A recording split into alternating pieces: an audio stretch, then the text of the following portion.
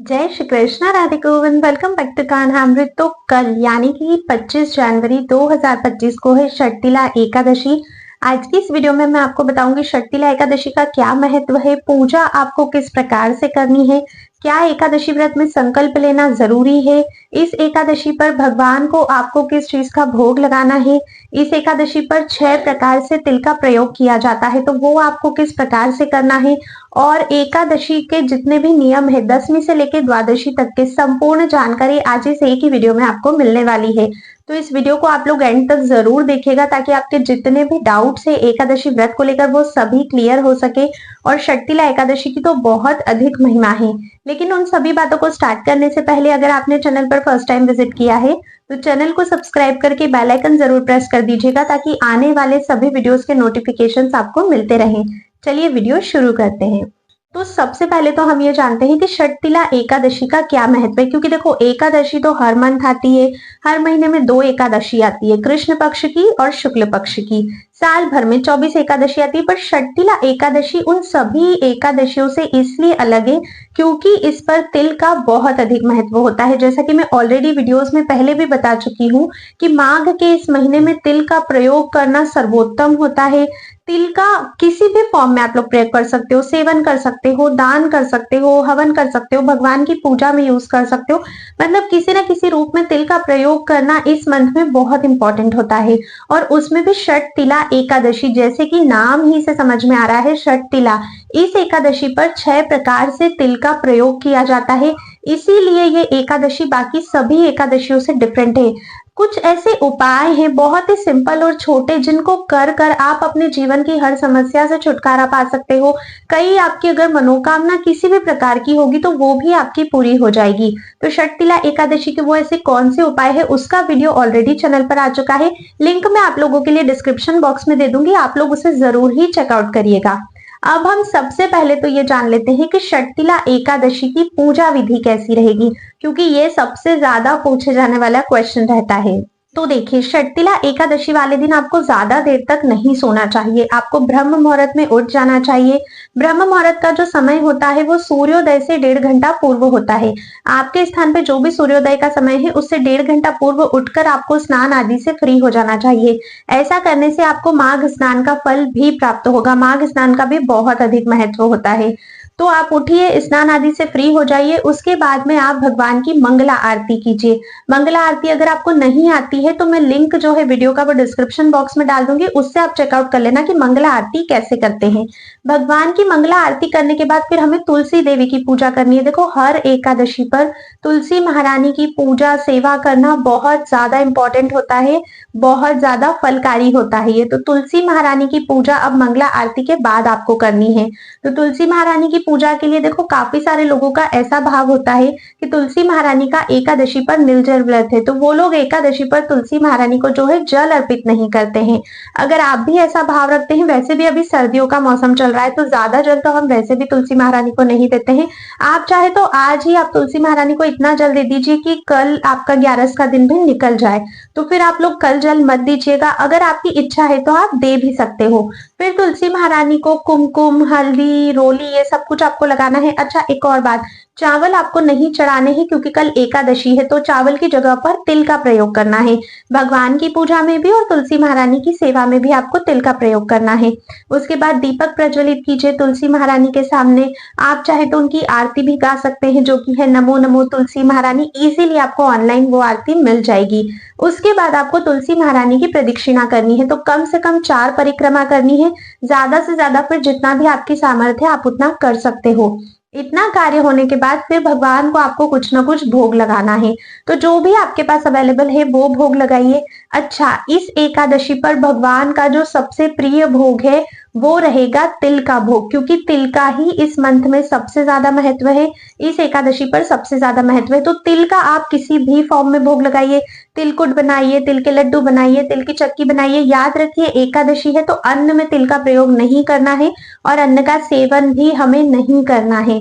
तो भगवान को आप फलाहार के रूप में ही भोग लगाइए। आप चाहे तो तिल और गुड़ के लड्डू या चक्की जो भी है वो फिर आप भगवान को भोग लगाइए। आप भगवान को 1 गिलास दूध का भोग भी लगा सकते हैं। तुलसी दल डाल के भगवान को भोग अर्पित कर दीजिए। तो ये भगवान का प्रिय भोग है जो अवश्य ही आपको लगाना है एकादशी पर, जो कि तिल से बनी हुई कोई भी मिठाई हो सकती है। भगवान को जो जल आप इस दिन अर्पित करते हो, पीने का जो जल हम उनके पास रखते हैं, उसमें भी आपको थोड़े से तिल के दाने अवश्य और अवश्य ही डालना है। उसी जल का फिर भगवान जो है वो सेवन करेंगे। ठीक है, इतनी बात ध्यान रखिए। अच्छा, एक बात ना, थोड़ा सा वीडियो लंबा हो सकता है क्योंकि मैं सारी जानकारी इस एक ही वीडियो में आपको बताने वाली हूँ, तो थोड़ा सा धैर्य रख के समझिएगा। And I am so sorry कि वीडियो थोड़ा सा लंबा हो जाएगा, पर आप लोग प्लीज थोड़ा शांत रह के सारी चीजें अच्छे से समझ लो ताकि इस एकादशी का पूरा फल आपको प्राप्त हो। ठीक है, अब इसके बाद जानते हैं। देखो, एक क्वेश्चन आता है कि संकल्प करना है या नहीं करना है।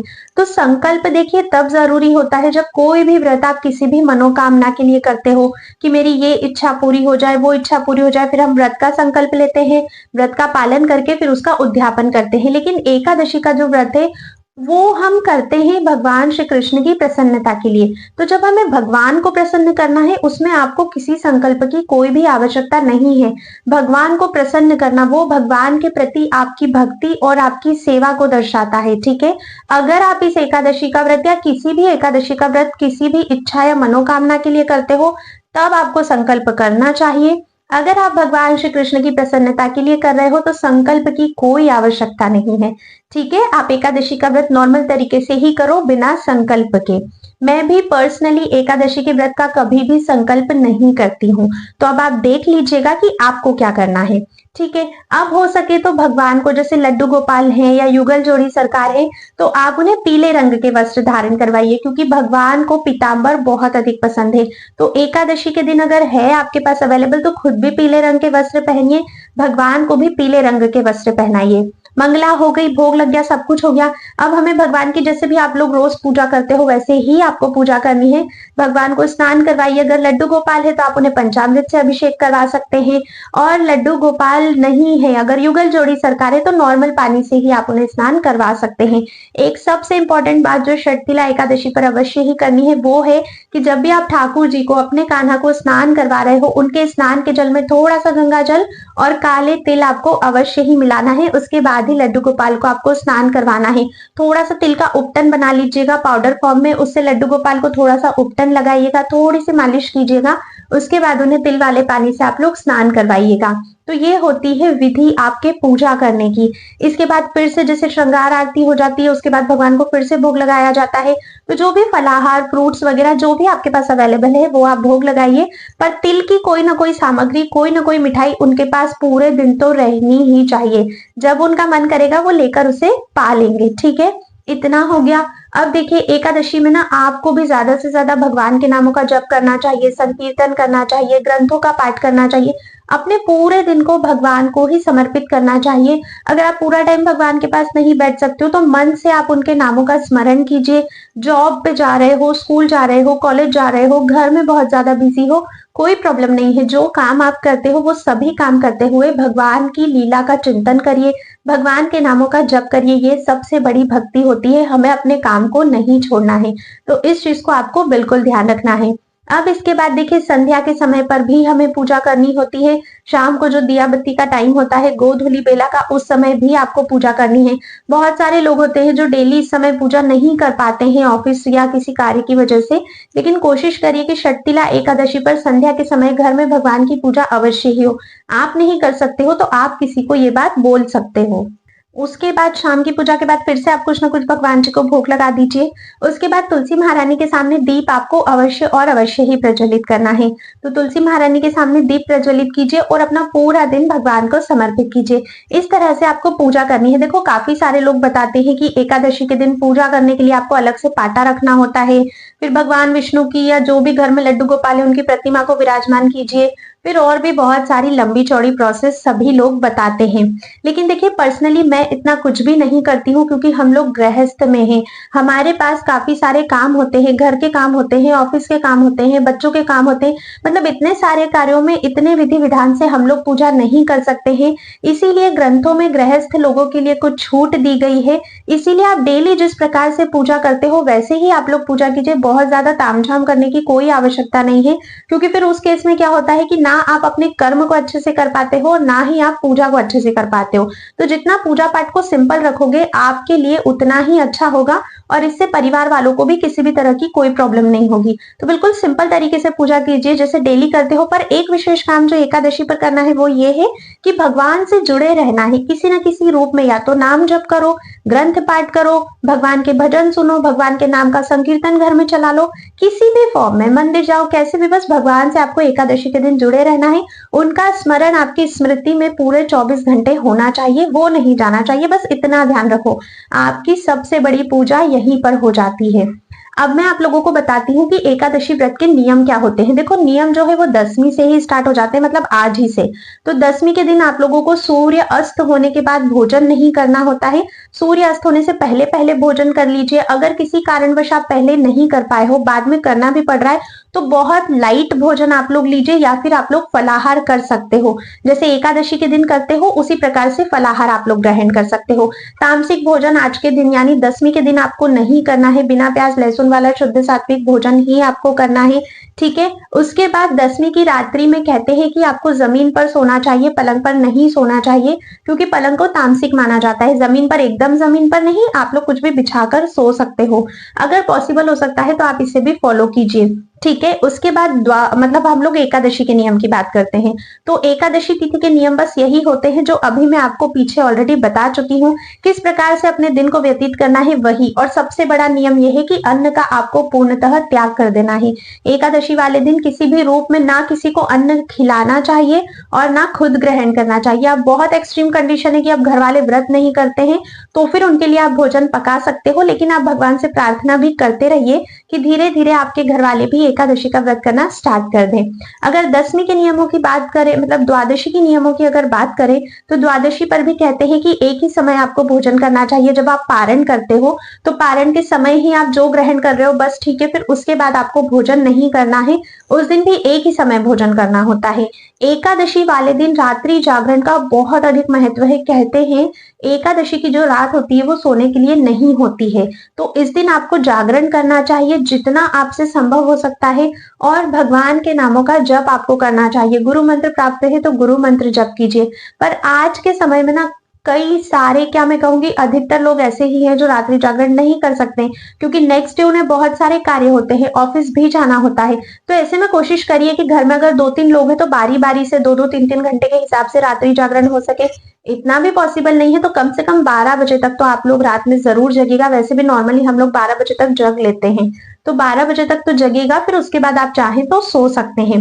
तो ये थे नियम 10वीं से लेकर द्वादशी तक के। ये मैंने फिर भी आपको शॉर्ट में बताए हैं, क्योंकि सभी नियम बताऊंगी तो वीडियो बहुत ज्यादा लंबी हो जाएगी। पर डिटेल में मैं ऑलरेडी वीडियो बना चुकी हूँ कि एकादशी व्रत के क्या नियम है, उसका लिंक मैं डिस्क्रिप्शन बॉक्स में दे दूंगी। उसमें मैंने सभी नियमों को बताया है, तो डिटेल्ड वीडियो आप प्लीज डिस्क्रिप्शन बॉक्स से चेक कर लीजिएगा। तो ये तो हो गई नियम की बातें। अब हम बात करते हैं कि इस एकादशी पर 6 प्रकार से तिल का प्रयोग आपको कैसे करना है।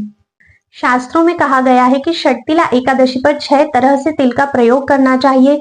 ऐसा करने से ही जो व्रती होता है उसे उसके व्रत का संपूर्ण फल प्राप्त होता है। वो आप कैसे करोगे, तो देखो सबसे पहले तो आपको तिल के जल से स्नान करना है। मतलब आप यदि किसी नदी या सरोवर में स्नान करने जा रहे हो तो भी आप उसमें तिल मिश्रित कर लीजिए, ठीक है। आप चाहे तो तिल के तेल से मालिश करके भी नहा सकते हो, या फिर अगर आप घर पे स्नान कर रहे हो तो अपने स्नान के जल में थोड़ा सा गंगा जल और तिल डाल लीजिए, उसके बाद आप स्नान कीजिए। दूसरा प्रयोग ये है कि आपको तिल का उपटन भी अपने शरीर पर लगाना है। तो तिल को आप थोड़ा सा क्रश कर लीजिए, थोड़ा सा पीस लीजिए, और फिर उसको अपने बॉडी पर आप उपटन की तरह मलकर और स्नान कीजिए तिल के जल से। ये हो गए 2 प्रयोग। उसके बाद तीसरा प्रयोग होता है कि तिल से आपको हवन करना है।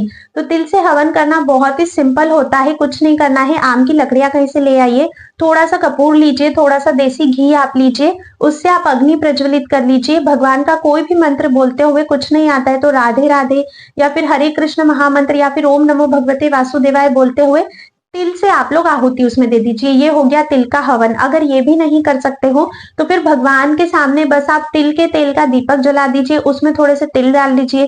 नहीं तो फिर आप घी का दीपक भी अगर जलाते हो तो उसमें थोड़े से तिल डाल दीजिए। ये आपके हवन का कार्य पूर्ण हो जाएगा, ठीक है। इस तरह से तीसरा प्रयोग होता है। चौथा प्रयोग होता है कि तिल का आपको इस दिन दान करना चाहिए। तिल का दान आप कहीं भी मंदिर में ब्राह्मण को या फिर किसी भी गरीब या जरूरतमंद को कर सकते हो। जितनी आपकी सामर्थ्य है उतने तिल का आप लोग दान कर सकते हो। सवा के फॉर्म में करोगे, जैसे कि 1.25 किलो किया, 5.25 किलो किया तो ज्यादा अच्छा होता है, लेकिन हर किसी की देखो इतनी सामर्थ्य नहीं होती है, तो जितनी सामर्थ्य भले 100 ग्राम भी करोगे तो भी चलेगा।